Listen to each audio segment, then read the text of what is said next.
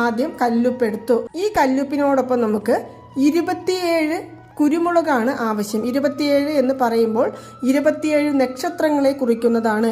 ഈ 27 കുരുമുളകും നമ്മൾ എടുത്തു വെച്ചിരിക്കുന്നു ആ കല്ലുപ്പിലേക്ക് ഇടാവുന്നതാണ്. നമ്മൾ ഒരുപാട് പണം സമ്പാദിച്ചിട്ടുണ്ടാകും, പക്ഷെ ആ പണം നമ്മുടെ കയ്യിൽ തങ്ങുന്നില്ല എന്നതിൻ്റെ പ്രധാനപ്പെട്ട കാരണം എന്ന് പറയുന്നത് ശത്രുദോഷം തന്നെയാണ്. അതുപോലെ തന്നെ ദൃഷ്ടിദോഷം. ഇവയെ ഇല്ലാതാക്കുവാൻ സാധിക്കുന്നതാണ് ഈ കുരുമുളക് എന്ന് പറയുന്നത്.